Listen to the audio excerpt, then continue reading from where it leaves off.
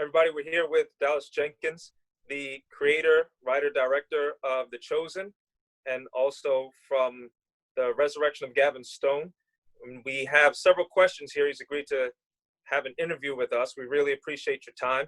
And how are you today?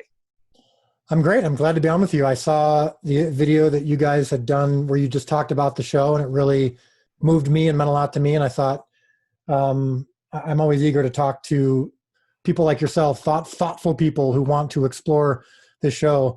And I think the issues that come up from the show, because obviously the show is not just a show. It's not the end game. We're trying to hopefully introduce people to an authentic Jesus that they maybe haven't portrayed before. And I just really thought your insights were great. So I'd love to, I'm looking forward to chatting more. Yeah, we're definitely going to try and pick your brain. So for those who don't know it, could you give us a little bit of your testimony, like what brought you to Christ and what led up to this moment as far as filmmaking? And you know, we talk about the resurrection of Gavin Stone and how it did not do as well as you had hoped. And give us some of your testimony. Yeah, I was really pleased to hear you say that in the comments at the previous video that you were a fan of the resurrection of Gavin Stone. I wish there were more like you who had seen it. Most people who saw it really liked it, but not enough saw it. We'll get to that in just a second. But I grew up in a very strong evangelical Christian home. My father is a pretty well-known author. He wrote the Left Behind books. Those happened when I was in college. But so that's when he kind of launched into the next stratosphere. But even when I was growing up as a little kid, he was an author and had written, you know, almost 100 books at that time. Now he's written almost 200. And he was always a leader at our local church or school. So I was inundated with Christianity and church. And I went to Christian schools my whole life and into college. So my faith started as young as I can remember. And I didn't have a big rebellious period. I've had sin struggles, of course, and times when I was straying from righteousness and from holiness, probably on a daily basis. But overall, I've maintained a strong relationship with Christ. And I think when you ask, you know, what led to now, I think that's part of what led to me doing a show about Jesus is not only the great parts about my faith. I was raised to love the Bible, and I do. And I was raised to love Jesus, and I do. But I also saw all of the Jesus movies and miniseries that have been made, or at least most of them.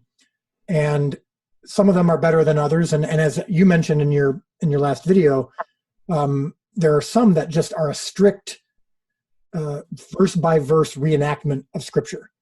And that's all they are, and that's all they're intended to be.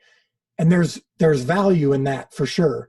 But because that's been done several times and it's been done well, I think The Chosen and my desire to do this show was as much a response to what I've seen as it is just trying to do yet another Jesus show. I really thought that one of the things that was missing, I mean, there's several things, but one of the key things that was missing in most Bible projects is that it didn't always reflect the Jesus and the stories and the passion and the authenticity of the stories that I always felt like I was longing when I was growing up in the church. And so my show is in many ways intended for my teenage self to say, this is a Jesus who laughs and who cries and who says his prayers before bed and who tries to make fire for his food and who dances at weddings and has friends. And I think I always was seeking that growing up. I think my dad and I were always, sometimes we would make jokes about what it would have been like to know Jesus and what it would have been like to play a game with him when he knew everything. And we used to always try to come up with little jokes and storylines. And I think my dad's Left Behind series was also an attempt to take Scripture and not change it and not try to have a new agenda with it, but to bring it and to present it in a way that the masses could truly connect with, and then hopefully draw them even closer to Scripture and bring it even more to life. So I know that's a long answer to your question, but I really do believe that my whole life has in many ways been geared towards this very moment and to telling the stories of Jesus in this way. Amazing, amazing. And that goes directly into what we were going to ask about as far as The Chosen. It has this unique ability to get the gospel across, but it focuses on the lives of others, you know. And I would tell people when I was, you know, I'm going around asking, have you ever seen The Chosen? And I said, it's a story about the gospel, but Jesus is not the main character. You are. You know, it gets into the humanity of it. So you see things like Peter and his wife, and who wouldn't relate to, you know, husband and wife. You know, there's financial difficulties, those types of things. So I wanted to ask you, just to try and stay on top, because it just seems like there's so much. But talk about this production. This is 100% funded, not by Hollywood, but you had donations, and as far as helping out, and you would have people watching the show and it would say that this episode is brought to you by. So people were able to help fund the project, yet this didn't look like it was independent. This looked completely legitimately as if it were done in Hollywood, you know. So what goes into that? Tell us about that process. Yeah, so I want to make something very clear, actually. The season 1 was financed by investments, not donations.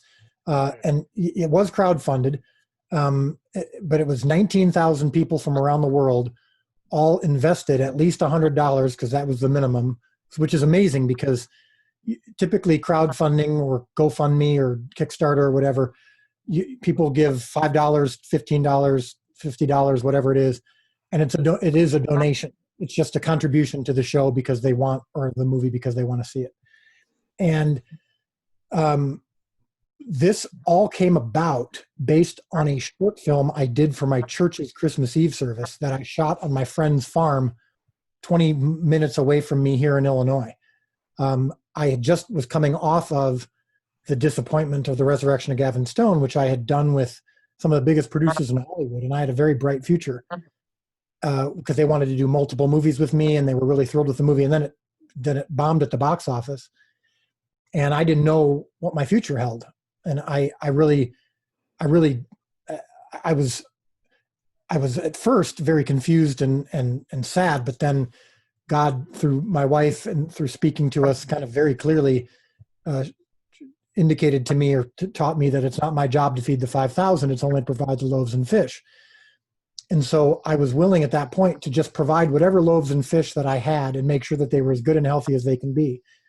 And much like in the gospel story of the feeding of the 5,000, when the boy brings his food to Jesus, and Jesus accepted it and found it worthy of distribution, the exchange, that's where the exchange ended.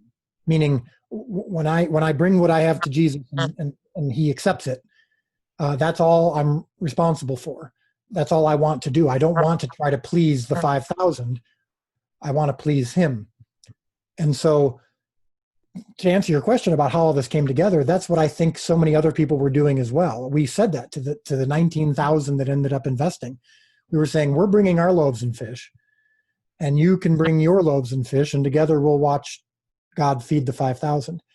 And I think the actual crowdfunding itself is in many ways kind of a living example of what the church is supposed to be, is many hands and many feet and coming together to produce this.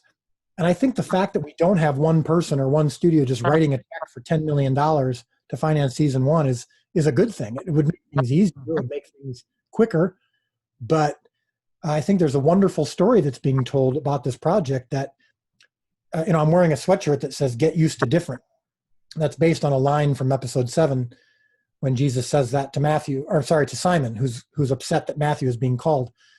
And Jesus says, "Get used to different." And that has been kind of the hallmark of our show from moment one, along with the verse Isaiah 43:19, where it says, "Behold, I am doing a new thing." Everything has been new. So the financing of the show, $10 million from 19,000 people crowdfunded. That's a new thing. That's different. The content of the show, it's the first ever multi-season show about the life of Christ.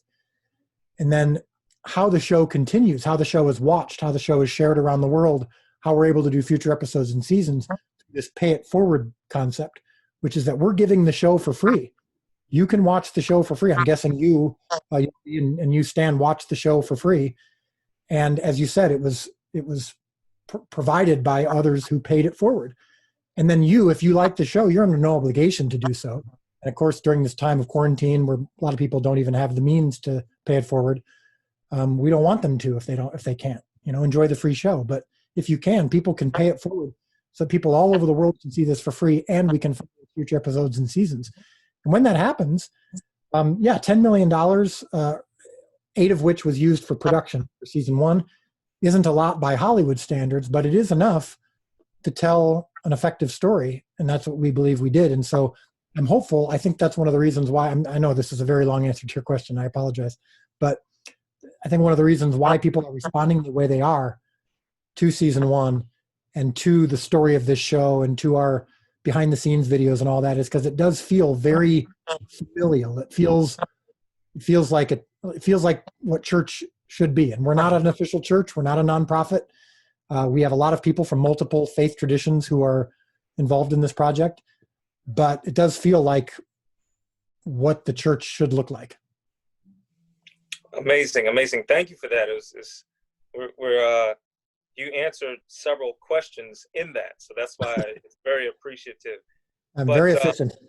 Yes, I do want to ask, as far as the characters, this is obviously it's about the gospel and it takes place in Jerusalem. You've got a Jewish culture, yet you make it relevant to Western audiences, where you've got like the lives of the disciples and the Pharisees, and you humanize Jesus, like you were talking about with the dancing.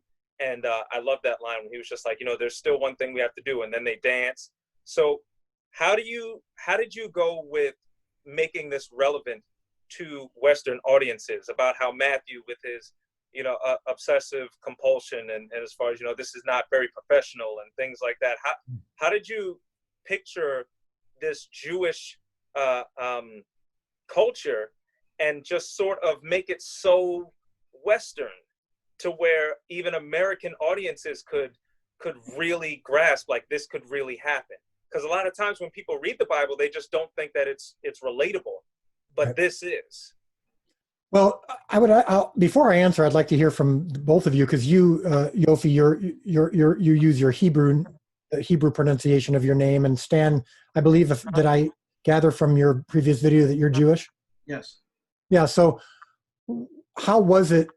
How do you guys, even in your YouTube videos, do you consider yourselves somewhat of a translator from your Jewish roots of your faith, or you've studied the Jewish roots of your faith, and then translating that into something that applies to also not just Jews, but people who can be adopted into the roots of our faith? What is it that you do, or kind of what informs your perspective on that? And when you're sharing, I'm curious kind of what you guys consider your role to be. Well, as far as the Hebrew roots aspect of it, I would say it has a lot more to do with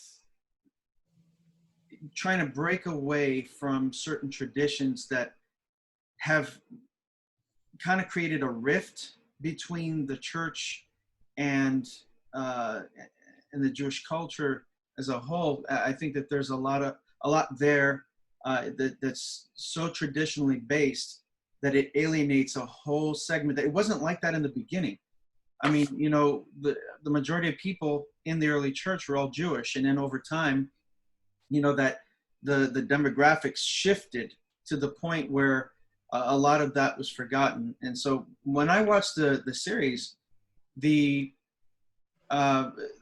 way the culture was or is portrayed in the series, it comes across as to me as authentic, not just from a theological standpoint, but from normal life, daily life existence, what it was really like for them. That to me is important, because it doesn't, because a lot of times I think we read the Bible and we just simply take a text and we don't realize that these were real people that actually experienced the things that we're reading. And so that's something that I really appreciate from the series, is that it even though I know that it's not completely, it's just not like a verbatim from the text, I can appreciate everything that's been put in there to kind of build the story of the world in which the Bible was written. Right. Right. And that's what I, yeah, go ahead. well, that's what I do as far as just trying to relate, is that we do have different cultures here in America. So how do we get that across to different cultures? You know, you've got a lot of things going on: African American culture, Jewish culture. You have, if you go down south, and there's different cultures. If you go up north, if you go Midwest, so there's so many different cultures. How do you bridge that? And that's why I will try to study cultures and use that as examples, you know, so that I can understand their culture, so that if they have a certain saying, if we have a certain saying over here, then over in the Midwest, they might not use that. So I like to use different examples, like Jesus did with, you know, we talk about fishing and things. Well, not everyone's a fisherman. You know, if you come from where I come from, I'm from New York, so we didn't have we didn't have certain things as far as understanding farm life, you know. So I wouldn't use that example. So that's how I like to relate to it, and that's what I also appreciate about the show, is that it gives a modern day rendition to these ancient cultures, and that's what I was seeing. I was picking your brain to see if that's where you were. So it's really interesting what you said, because I think what I'm about to say might feel counterintuitive, but I've found, I'm also a student of other cultures. I love exploring different faith traditions, different ethnic traditions. I've been to many different countries. I study the brain a lot, which is, that's always, just psychology and communication are always really interesting to me. I remember when I helped plant a church in Venice, California, when I lived in California for 10 years. And it was easily the most racially diverse church that I've ever been to or been a part of. I would say we were literally like 33% Hispanic, 33% white, 33% black. In my time in living in Los Angeles, and my time just kind of exploring different cultures, a couple different things happened. One, it was always enlightening. Meaning, I think one of the biggest problems that we face as a country, especially right now, is that when we're talking to each other or shouting at each other, I think that clarity is actually the thing that's most missing. I think that more often than not, we misunderstand, or we don't even try to understand what the other person is saying, even if we disagree, which is fine. I'd rather disagree based on accuracy than not even have any sense of clarity or any. I mean, I don't mind disagreements. I prefer disagreement. Or I prefer clarity to agreement, is what I meant to say. Like, meaning I'd rather at least know exactly what you mean, even if that means we don't agree. So here's why I say all that. I actually believe that when it comes to doing a show about Christ, that has, as we've seen, broken down many barriers. I mean, people all over the world, we have seen people who've loved the show, who Catholic, Latter-day Saints, Jews, evangelicals, whites, blacks, Hispanics, people from other countries, young, old, people even people with neurological differences, people on the autism spectrum, which we can talk about later when it comes to Matthew. But people are loving the show, and I think it's because we don't try to make the show this kind of universal storyline, meaning we're not going to get too specific. We're just going to try to make a show that everyone can understand. I think that what's most relatable is when we actually get specific. So the more that I've leaned into the Jewishness of this story, I actually believe, and this is where it may sound counterintuitive, it becomes even more relatable, because everyone who's part of any kind of culture, and I think that's true of everyone, has their own traditions, their own ways of speaking, their own inside jokes, their own references, their own habits. And so even though they may not relate or understand the act of fishing, or maybe they don't say Shabbat prayers on Friday night, they do relate to having a tradition, having a habit, having a culture. And so I find that the more specific a movie or show is in the culture that it's portraying, in many ways it's more relatable, because I'm first of all, I'm intrigued. I'm like, oh, this is really interesting to me. I didn't know that. And so I become engaged. And then I go, wow, these are human beings just like me, even though their tradition is different, even though what they're doing as their trade may be different than mine. They're still human beings. And Simon has a wife and I have a wife. Okay, I can relate to that. And wow, even though this is a different setting, the struggles are still the same. They have financial struggles, they have oppressive struggles, they have sadness, they have all of those things. So I think the specificity of the show is actually what has made the show more relatable to more people. And that doesn't make sense on the surface, but that's the reason why I think people are appreciating the show as much as they are and relating to it as much as they are, because we are not trying to make it, we're not actively saying, oh, we need to make sure this appeals to everybody. We're saying we need to make sure this is truthful. Right. We need to make sure this is authentic. And then the results, again, the feeding of the 5,000 is not up to me. The piece where people relate to it and understand it comes from the fact that they can go, huh, this is an authentic portrayal of humanity. I'm a human being. And maybe there's a sense, maybe there's something supernatural happening with it. But that's what I think is happening, is that by embracing the specificity of this story, it has, for whatever reason, made it more applicable to everybody.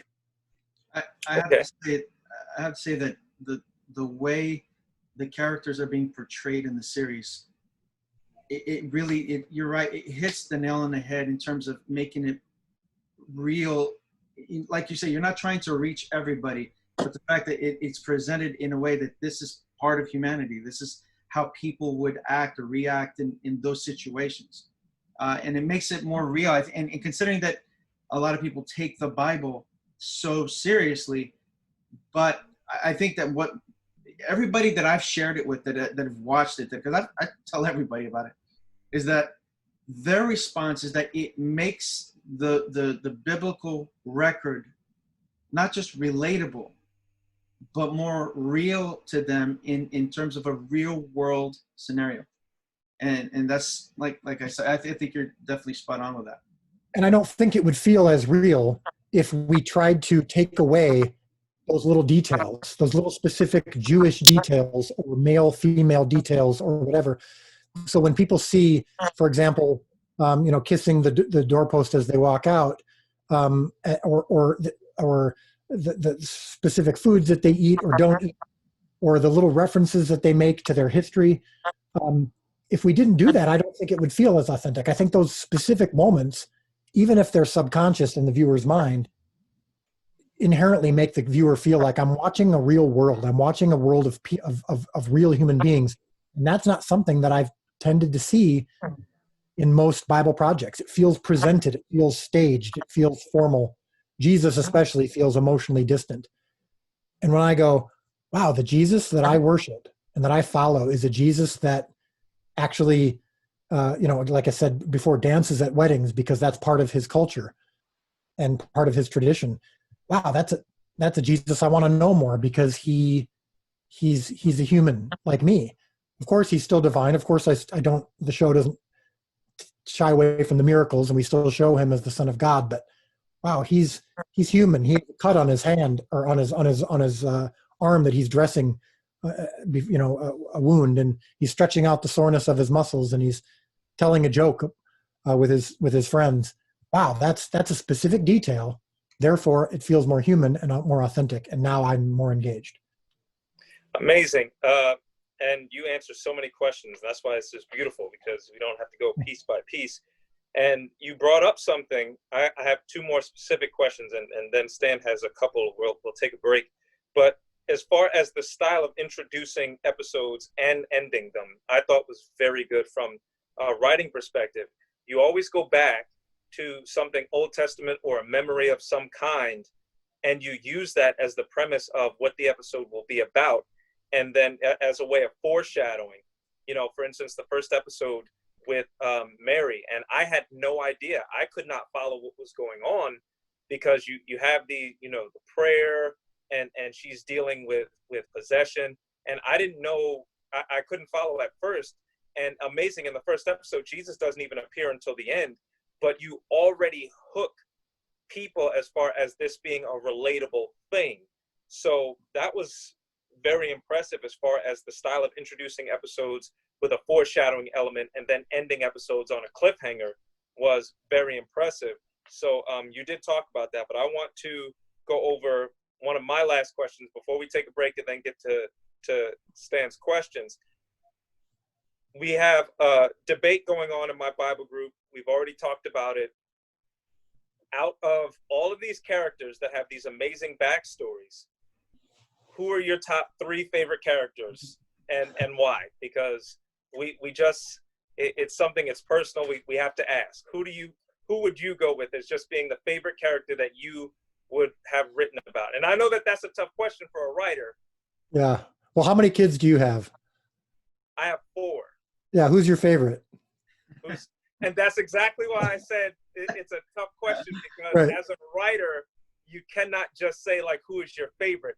But we have favorites, and I figured if we heard it from the writer himself, it would give me more pride if you were to say Matthew. That's just what you don't. Of course, you don't have to say that, but we were debating. All right. Well, I'm not going to list my favorites, but I will give you. I'll give you enough to go with. The reason I can't list my favorites is not even to try to deflect the question. I genuinely, my co-writers and I, we pour ourselves into each person, each that's portrayed. And I would say that I have favorites in one episode, and then the next episode it's different. I will say this though. Matthew is the character who I think most illustrates what we're doing with this show. The fact that we're doing something different, but still honoring of the original gospel stories. The fact that we're really seeking the humanity of it. I think that when you watch the show, the portrayal of Matthew is going to most cause you to say, this is unlike any Bible show I've ever seen. I've never seen a person on the autism spectrum or a person with specific human characteristics like this in a Bible project before. And it's also, I think, in some ways the most personal. I have a daughter who's on the autism spectrum, and I've done a lot of work in special needs communities, and so I have a lot of familiarity with autism. And so because of that, the character of Matthew, I believe, is we've heard from parents of autistic children. We've heard from teenagers who are autistic. We've heard from adults who are on the spectrum who have said, wow, I'm not used to seeing this on screen. Thank you so much. This feels so relatable. But even people who aren't and who don't have a familiarity with autism, who are seeing something that specific portrayed in a Bible character, and it becomes no longer a Bible character, but a Bible person, I think that illustrates, I think that most exhibits what the show is and what it's doing. And so, so Matthew's not, I wouldn't say he's my favorite. And all of the actors are so wonderful, and I genuinely, and I love working with all of them. But the experience of working with Paris on crafting this characterization, this portrayal, has certainly been as rewarding as anything else, other than Jesus, because I do think we got it right in terms of the portrayal, and I think we did that without contradicting or violating the intentions and character of Scripture and of the stories in the Gospels. So then there's other, like, I really love this, like John the Baptist is a supporting small character in the show, but I really, for whatever reason, I really love the scene between John the Baptist and Nicodemus in episode 5. It's beautifully written. My co-writer Tyler actually had a lot to do with that, but it's I really love John the Baptist. I love that portrayal. I love that scene. Just seeing these two kind of religious leaders, but reflecting very different perspectives, kind of go toe to toe. I just thought that was really interesting. Yeah, it's really amazing. Nicodemus was another one about how, you don't want to contradict scripture, but boy, oh boy, when he had the chance to join and he was so close, it was as if you wanted scripture to break so that Nicodemus joined, because you understood that these are people. And that's what I believe is so different, is that these are people that you can relate to, which is why we have this favorite character discussion. Yeah. And I think the Nicodemus is another example of something where people have said, well, does the Bible say that Jesus asked Nicodemus to follow him? And to which I said, no, the Bible doesn't outright have Jesus saying the words "follow me" to Nicodemus like we have in the show. But this is another good example, and I'll keep this quick, but this is another good example of how we honored scripture while also filling in a backstory that doesn't exist in scripture, but we believe is plausible. So we look at scripture and we see Nicodemus believed that Jesus was the Son of God. He says it to him in John chapter 3, but we don't know what led him to that point. So what would have led him to that point, knowing that most of the people that he was in his religious order with didn't believe that? And then we also know that even though Nicodemus believed in Jesus, he did it at night. He met with him at night. The Bible even specifies that he met under cover of night, like as though he needed to do it in hiding. And then the next time we see Nicodemus is when Jesus is on trial. And Nicodemus kind of gives this subtle defense, but not really explicit, kind of like, hey, let's make sure we give a fair trial. But he hasn't really come out of the closet as a follower of Jesus. And then the next time after that we see him is when Jesus has died, and now Nicodemus contributes tens of thousands of dollars worth of perfumes and spices to burial. And I just interpreted a lot of that as like almost like a guilt offering in some ways, like that he didn't really go public with his belief in Jesus. And so until the end, until after Jesus was dead. And I just thought there may be something to that. There maybe he didn't follow Jesus publicly like others did, and what would have been the circumstances of that? So that's, again, that human element that I think we were really trying to go for. That definitely answers several questions. So we generally appreciate that. We're going to take a little break, and we're going to come back with more questions. Stan has several questions that he wants to ask, and we look forward to hearing from you. We live in the same world, Matthew. Next. Besides, what else are you going to do with a mind like yours?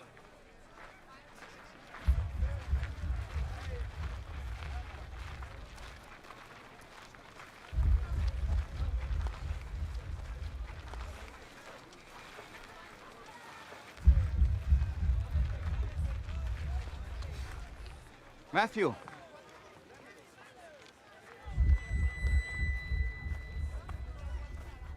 Matthew, son of Alphaeus.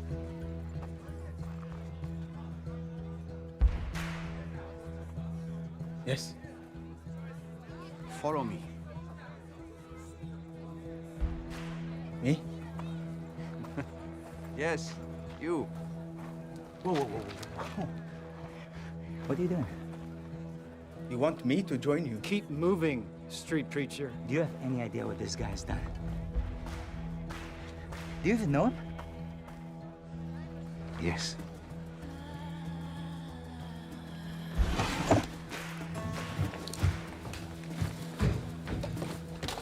Listen, I said to... What are you doing? Where do you think you're going? Guys, let me go.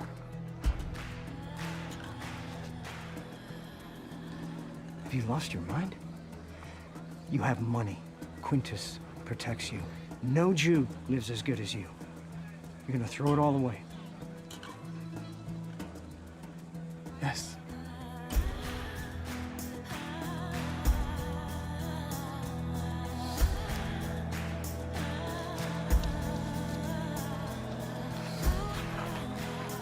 I don't get it.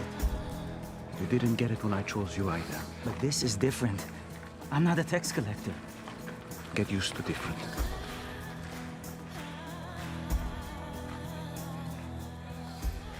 Glad we passed by your booth today, Matthew. Yes. Shall we? We have a celebration to prepare for. You will regret this, Matthew. What's the tablet for? I grabbed it without thinking. You can put it back. No, keep it. You may yet find use for it. Where are we going? A dinner party. I'm not welcome at dinner parties. Well, that's not going to be a problem tonight. You're the host. Hey, it's Dallas. I'm the creator of The Chosen, and yes, season 1 of The Chosen is complete. All 8 episodes, they're available right now. You can look up The Chosen in the App Store or Google Play, and we're easy to find. You can download it and be watching within minutes. And in fact, it's unprecedented technology. You can connect to almost any device you have directly, and you don't even need a subscription. So I hope you'll check out season 1 of The Chosen right now.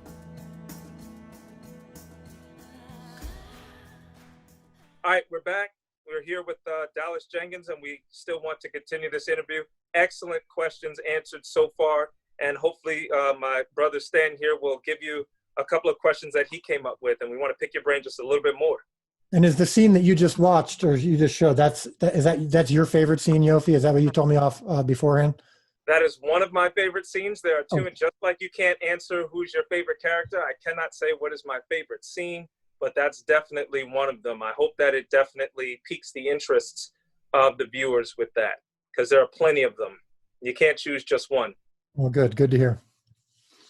All right. So as far as my questions, I actually had some friends who actually wanted specific questions asked. You actually already answered a bunch of them. So I'm just going to ask a couple of theirs first before I get to my own personal ones. How has creating this series affected your own personal relationship with Christ? I mean, specifically this series.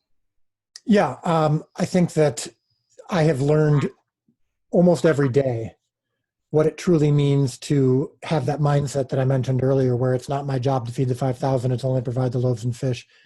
And also what my wife calls the manna program, which is when God gave manna to the Israelites, he gave them only enough for that day. And he even said, don't store it up for the future, because if you do, I'm going to make it rot. And I believe he wanted them with their hands outstretched every day, completely relying on him for sustenance. And that's been the story of this show. I've learned to not have expectations, good or bad. They've always exceeded, my expectations have always been exceeded. And I shouldn't even probably put it in those words, because I genuinely haven't had expectations. Right now, the show is in every country in the world. It's being translated into dozens of languages. And it's had kind of its mini explosion over the last couple months, and it's only done better since we made it free. Like when we made it free, we generated more income and now have more than we expected at this point. That's what my wife, again, my wife has a lot of great insight. God gave her this phrase when we were in the midst of our depression or confusion about the disappointment of the resurrection of Gavin Stone. God laid the phrase on her heart, I do impossible math. And we didn't know what that meant. We thought it was referring to the Gavin Stone box office, and it was going to magically turn around and be great all of a sudden, but it wasn't. But we've learned what impossible math means from doing this show. And so I'm genuinely in a place spiritually, and I mean this, that I don't worry about feeding the 5,000. I worry about just making sure that whatever I do for that day is good and healthy loaves and fish, and then God can do with it what he wants. Now, that doesn't mean I don't still do my part. And Jesus still had the disciples gather the food, and when he multiplied it, he had them distribute it. But when it comes to the multiplication, when it comes to the miracle, that's not my part. And that's a great place to be in for someone like myself who likes to control and likes to achieve. I no longer struggle with that. I'm glad you mentioned that, because it's a good segue to get into the next question about, what kind of have any supernatural things been that have occurred or happened either on set or amongst the community of the actors there with you. I'm sure that every bit of the process has been miraculous, especially since the story that you gave in your background, the difficulties that you had in the things that you've wrestled with. But I'd be interested to know if there's been any particulars for you that have that stood out. about? Yeah, I would say the best way to know one of the stories that happened on our YouTube channel. There's a video called "The Miracle of the Fish," where we get into the backstory of how we filmed and the events leading up to the filming of the scene in episode 4 when Jesus calls Simon and has him put his net out into the water one last time, and hundreds of fish come into the net and into the boat. I don't know if I would call it supernatural exactly. It's not like literal fish appeared magically in the water all of a sudden like in the Bible, but it is a pretty awesome story of what happened. So I would encourage you to check that out. And yes, I don't speak of the personal spiritual experiences or beliefs of the cast and crew. I let them speak for themselves, but there have been many moments on set when Jesus, the character of Jesus portrayed by Jonathan Rumi, who would be the first to tell you he's not Jesus. But in these moments when he's performing a miracle or quoting or saying something that's from Scripture, especially, and he's with another actor, most of our actors, or at least a lot of them, are not believers, or at least evangelicals. They would say most of them believe in God, but I wouldn't consider them evangelicals. They wouldn't. But there's been some profound emotional moments while we're filming where they will say, "Gosh, I couldn't get through that scene without crying," or "I couldn't." When I was experiencing these words, or when they're saying words from Scripture, it is oftentimes a very intense experience that goes beyond just portraying the character. And that's been a really cool thing to see many times on set. Wonderful. Wow. Yeah, I wish I could see it too. Okay, I have a couple other ones. This one has more to do with the production schedule, all that. I know that I was looking through the app today, and I noticed that you guys are completed with episode 4. Now you're moved on to episode 5. In the funding. In the funding, correct. Yeah. So I guess how long? When do you suppose season 2 will be completed as per your current schedule? At least what you're anticipating. Yeah. So episodes 1 through 4 of season 2 are financed and they're written. The scripts are written for episodes 1 through 4, and in season 1 we filmed season 1 in 2 halves. So episodes 1 through 4 were filmed back in the winter of 2018 and released in Easter of 2019. And then episodes 5 through 8 were filmed in the summer of 2019 and released in Thanksgiving. We think we'll eventually get to a place where we're filming entire seasons at once, but we're not sure yet. And we think we'll probably be filming 1 through 4 by itself again. But right now, COVID is having a big impact on when we can shoot. We're looking for locations right now. Season 1 was filmed in Texas. We may go back to Texas, but not to the same exact place. So we're looking for a location right now. We're talking to different producers and locations about that. So honestly, we don't know. And again, I'm in that place of I don't have expectations anymore. So it's not my job to worry about that. But we're doing everything we can. We want to get moving as soon as possible. Everyone's the first question we get is, when is season 2 coming? Which is a good thing, but there's a lot of things that are in play that we're trying to sort through. So as soon as we possibly can, if you follow us on social media, we will keep you updated as often as possible. Awesome. I only have a few more questions. Let's see here. With everything happening with COVID-19, everything, all the difficulties that happen with production when you have delays. What if something were to happen? Do you have a contingency plan if, say, God forbid, something were to happen to an actor, that has a primary role? How would you navigate that as a director? Yeah, that's a tough one. That's kind of the nature of the movie business is or TV shows. If I, for example, something happened to me, if I, God forbid, if I died, as of this point, it's tough to imagine the show would continue because I'm the primary engine, and the actors, same thing. There's some, actors, you can still you can replace an actor to some extent, but no one wants to do that on a show like this, certainly not. So That's why you get insurance. You get insurance for things so that if something significant happens on set or something happens to a cast or crew member, that financially at least you're covered. But there is no contingency plan for if Jonathan Rumi, who plays Jesus, who everyone I think would agree is giving an extraordinarily nearly supernatural performance. I don't think anyone is all that excited about watching a Chosen with a different Jesus. And I'm certainly not. So the problem is with COVID is you right now you can't get insurance for COVID related issues. So if we started filming, we're a week into filming, and someone got sick from COVID, for example, we had to shut down for 2 weeks. That would be a big problem because there isn't an insurance company right now that would cover us for that because it's just too risky right now. So we're trying to come up with safety protocols that would allow us to at least be covered for everything but COVID, but then also give us enough confidence that we can avoid a COVID-related incident. I think there's ways to do that. I think testing every day is huge, but we also don't want to shoot where everyone's wearing masks and gloves and we can't even eat lunch together, and I can't talk to my actors within 6 feet and all this stuff. So I'd rather wait for a vaccine before I try to shoot the show in this bizarre new scenario. So it's a very challenging time and very tough to navigate through. But again, I mean this, I say this all the time. Again, God knows. And season 2 is on his time schedule. I'm just doing everything I can to get it done when I can. Awesome. I guess I only have like 1 or 2 questions left. Have you been like, because you're a director and you've dealt with different actors, have you been approached by certain A-list actors who have watched the series and how it's impacted them? Like, is that, those of us who are not in Hollywood, we have our own world, they have theirs. Right. Have you been approached by anybody in that community?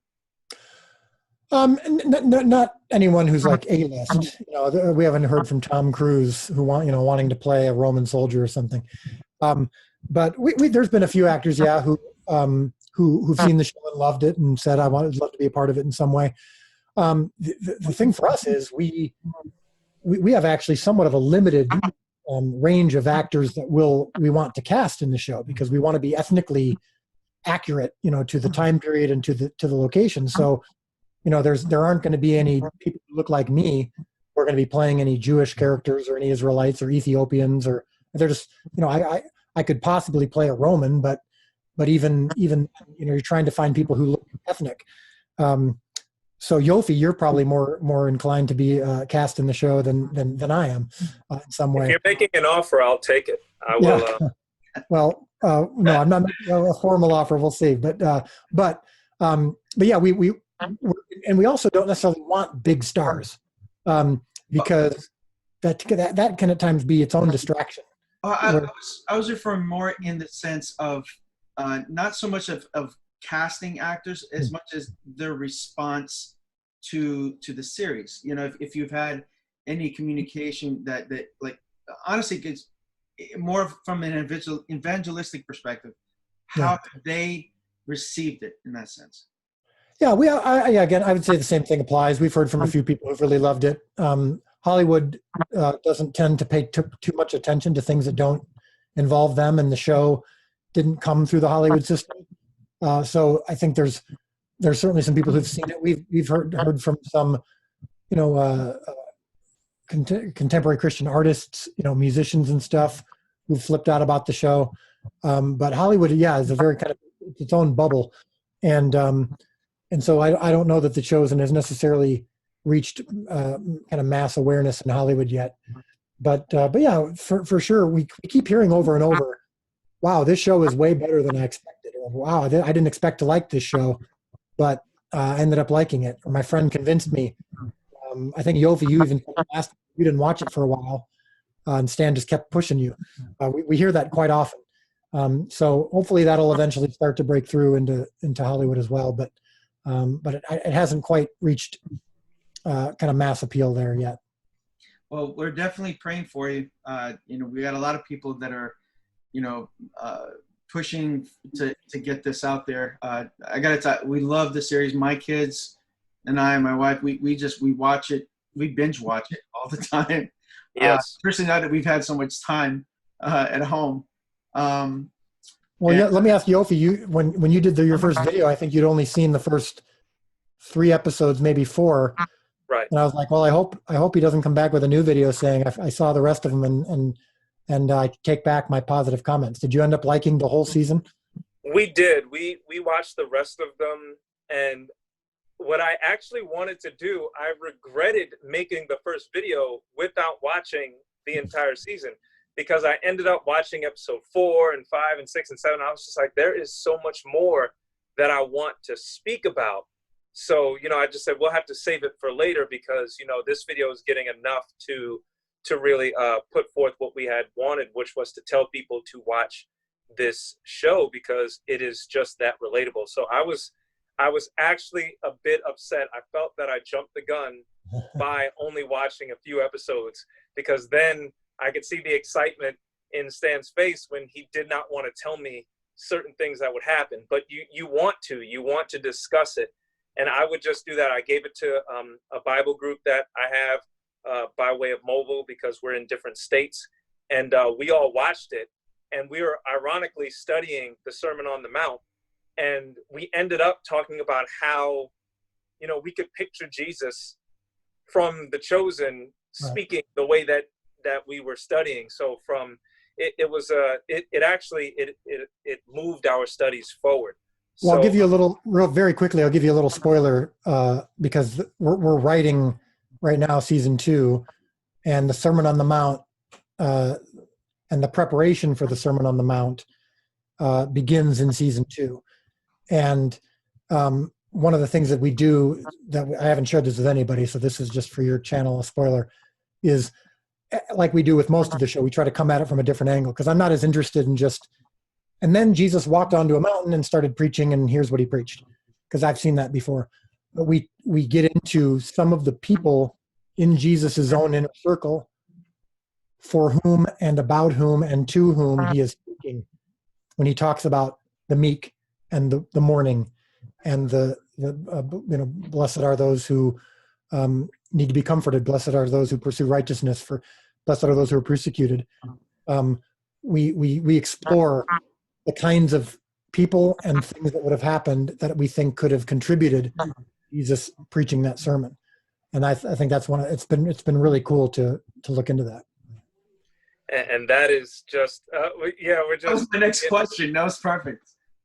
Yeah, and that was it. So I have one last question before we want to respect your time. But for somebody like me, and for people like me, we're writers. I grew up reading comics, not so much anymore. There's a lot of things in comics that I no longer agree with. So I do like to read a lot of Bible projects, and I do like to write. For people like me who would love to, I always watch the behind the scenes after every movie when my wife leaves and she goes to bed. I always love to hear the commentary. For people like me, what advice would you give us for, getting started and getting out there? We all can't take the same path, obviously, but what advice would you give people like me who want to get into this industry and want to keep our morals, our Christian morals? We don't want to do things the way that, everybody is doing a lot of vulgar things. And what advice would you give somebody like me? Well, I would say that we now are in a time when you don't need to wait for Hollywood or the publishing industry or the media industry as it stands to lower their golden scepter to allow you into their hallowed halls. The Chosen is right now one of the fastest growing shows in the world, and it was done outside the system. And there are plenty of books that have been written that have had success that were that either still are or initially came about outside the system. It's harder for sure, but again, like I mentioned before, Isaiah 43:19, behold, I am doing a new thing. Do a new thing. And I find that if you've got a project or a piece of material or a piece of art that is truly great, it will find its audience. And if it doesn't find its audience, then that may mean it wasn't quite as great as you thought it was. I mean, I've experienced that plenty of times. Or it may be that God chose to not use that particular piece of material to get to the masses. But no matter what, I can't give you a piece of writing advice. That's a lifetime of knowledge that you can get from other people. But I would say this: it's not your job to feed the 5,000. It's only to provide the loaves and fish. And I mean that. Work hard at making sure that you become really great at baking bread and catching fish, so that when you provide it to God, that it's acceptable, and that it's as good as healthy as it can be, so that if He does choose to multiply it, that it can feed 5,000 and that it is impactful. And I know that sounds perhaps like a kind of an easy answer, but it's when you reach that place spiritually and in your career, where you realize that where you're at in 5 years is none of your business, and that you're really just going to focus on what's in front of you for that day and being as good as you can be for that day, you will be surprised, not only spiritually but also artistically, how much more joy you experience. Awesome. Amazing. And so we definitely appreciate all of the answers that you gave. Some surprising, and I'm very impressed. So we thank you right now, Dallas Jenkins. There are links to The Chosen. If you have not seen it, watch it. And if you have seen it, watch it again, because you will get something the second, the third, or fourth time that you do see it. It is one of those series that you definitely learn more about each character and how to relate to it.